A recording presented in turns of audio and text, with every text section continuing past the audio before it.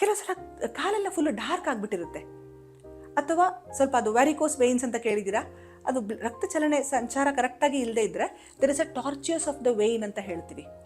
ಅದು ಬಂದಾಗಲೂ ಕೂಡ ಕಾಲು ಫುಲ್ಲು ಡಾರ್ಕ್ ಆಗಿಬಿಟ್ಟಿರುತ್ತೆ.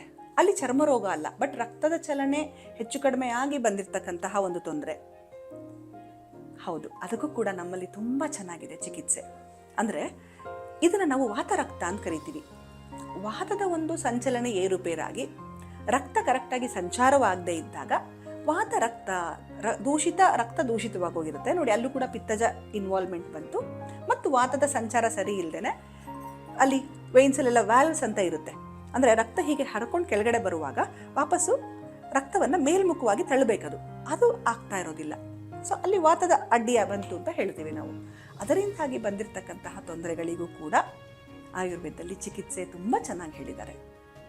ಅದರಲ್ಲಿ ಕೆಲವರಿಗೆ ನೋವು ಜಾಸ್ತಿ ಇರ್ಬೋದು, ಆಗ ವಾತಜ ಅಂತ ಹೇಳ್ತೀವಿ. ಕೆಲವರಿಗೆ ಉರಿ ಜಾಸ್ತಿ ಇರುತ್ತೆ, ಆಗ ಪಿತ್ತಜ ಅಂತ ಹೇಳ್ತೀವಿ. ಆಗ ಮಾತ್ರ ನಾವಲ್ಲಿ ರಕ್ತ ಮೋಕ್ಷಣ ಅಥವಾ ಲೀಚ್ನ ಯೂಸ್ ಮಾಡಿರ್ತೀವಿ. ಇಲ್ಲ ಅಂದರೆ ಬರೀ ಟ್ರೀಟ್ಮೆಂಟ್ ಮಾಡಿ ಕೇವಲ ಇದು ಈಗ ಕಾಲು ಅಂದ್ಕೊಳ್ಳಿ, ಕೇವಲ ಮೇಲ್ಮುಖವಾಗಿ ಮಸಾಜ್ ಮಾಡಿ ಹಾಟ್ ಆ್ಯಂಡ್ ಕೋಲ್ಡ್ ಆಲ್ಟರ್ನೇಟ್ ಫೊಮೆಂಟೇಷನ್, ಅಂದರೆ ಮೇಲ್ಮುಖವಾಗಿ ಎಣ್ಣೆ ಹಚ್ಚಿ ಮಸಾಜ್ ಮಾಡಿ ಕಾಲಿಗೆ, ಓಕೆ, ಬಿಸಿ ನೀರಲ್ಲಿ ಬಟ್ಟೆ ಅದ್ದಿ ಶಾಖ ಕೊಡೋದು, ಇನ್ನೊಂದು ಬಟ್ಟೆನಲ್ಲಿ ಕೋಲ್ಡ್ ಪ್ಯಾಡ್ ಮಾಡೋದು. ಆ ಥರ ಆಲ್ಟರ್ನೇಟ್ ಮಾಡಿದಾಗಲೂ ರಕ್ತ ಚಲನೆ ಇಂಪ್ರೂವ್ ಆಗುತ್ತೆ. ವಾತದ ಸಂಚಾರಕ್ಕೆ ಅನುಕೂಲವಾಗೋದ್ರಿಂದ ರಕ್ತ ಚಲನೆ ಇಂಪ್ರೂವ್ ಆಗುತ್ತೆ ಅಂತ ಹೇಳ್ತೀವಿ. ಆದರೆ ಅದರ ಜೊತೆಗೆ ಔಷಧ ಖಂಡಿತ ಬೇಕು. ಅದರ ಜೊತೆಗೆ every day the bowel should be clear as it was said before, and appetite ಚೆನ್ನಾಗಿರಬೇಕು.